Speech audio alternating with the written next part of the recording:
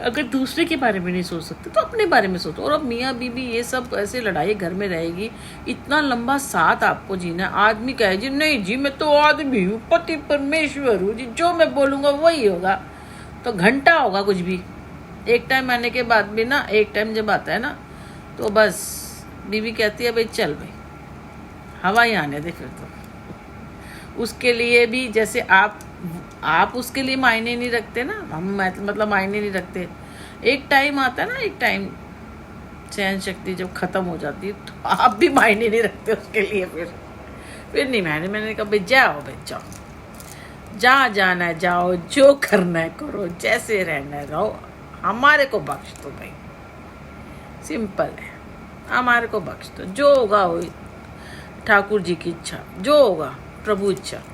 बस अपने सारे फर्ज निभाओ, अपने सारे काम करो, बच्चे के, घर के, दिन त्यौहार सब कुछ करो, क्योंकि वो आपके कर्म है, आपने वो पूरे करके जाने हैं और वो काउंट होंगे, वो आपके हिस्से में ही आएगा, वो आपके हिस्से में। ये नहीं कि आप वो गालियां दे रहा है और पति के हिस्से में चला जाएगा, ऐसा कुछ नहीं होता। ये जितने बैठ के और कह रहे हैं ना कि पति के लिए ऐसे ऐसे, कुछ नहीं होगा। मुझे पता है मेरे दुश्मन बन जाएंगे, कुछ नहीं होता। पति पत्नी होते हैं लेकिन आपके कर्म होता है। सतयुग में होता होगा, कल युग में ये सब चीज़ें है ही नहीं, खत्म हो गया। आपने जो किया वो आपके हिस्से में आएगा, वो जो कैसे करेंगे उसके। अगर आप कर, तब होता है जब आपका जो कर्म है, जो थोड़ा जो भी आपने किया जरा है, उसका जो फल वो आदमी के तब जाता है जब वो आपके लिए करता है, गालियां नहीं देता, मारता नहीं, आपकी बात मानता है। मतलब एक जैसे आप मंदिर की देवी को पूज रहे हो ना, आप उसको पूछते हो ना, तो बस वो कहेंगे को इसको पूजेंगे, इसका ये करेंगे, सिर पे बैठ जाएगी, घमंड आ जाएगा, ये आ जाएगा।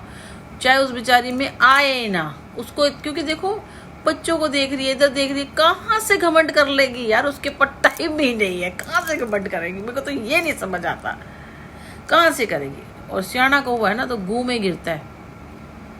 मैंने कहा ना गू में गिरता है। हमने तो बड़ी आंखों से बहुत कुछ देखा है और अभी तक देख रहे हैं। बड़े बड़े जहाज डूब गए, हाँ। अब जिस जहाज से डूबे थे ना, अब वो जहाज चलाने की कोशिश करते हैं। तो पहले ठीक करेंगे फिर चलाएंगे। क्या करूँ, कैसे समझाऊं।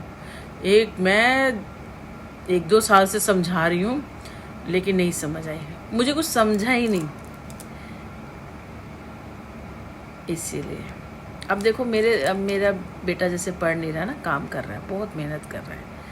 अगर मैं घर का काम भी करती हूँ ना तो बिल्कुल आराम, घर भी बाहर भी दो से भी बिल्कुल आराम नहीं मिलता ना। एक टाइम के आके होता है। मैंने इतने सालों से काम किया ना कि चलो बस एक है ना, एक खाना बना लिया। अगर आपको प्यास लगी है ना तो आपको पानी खुद उला के पीना है, रोटी खुद बनानी है, खुद खाना खाना है, सब कुछ खुद ही करना है। वो बच्चा इतना थका हुआ आता है, वो क्या करके देगा। घर में खाली बर्तन सफाई नहीं, पूरा ही काम होता है।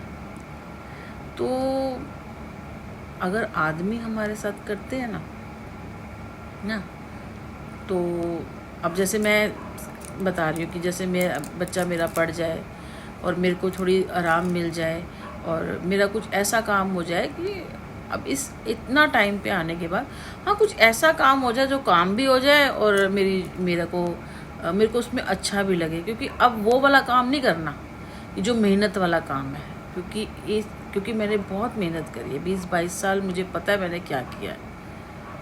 तो लोग नहीं मान रहे ना सही।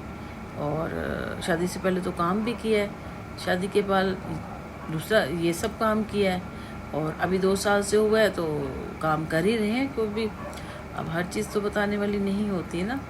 और या तो कोशिश कर रहे हैं, निकलते तो रोज़ ही हैं, धक्के तो रोज़ खा के हैं।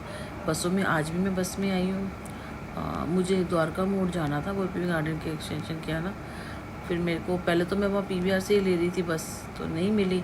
वहाँ से रिक्शा किया, बाहर आई, वो भी उसने इधर उतार दिया, क्रॉस करके गई वहाँ से। फिर मैंने द्वारका मोड़ वाले, क्योंकि बड़े पैसे लग रहे थे, फिर वहाँ से मैं पैदल आई।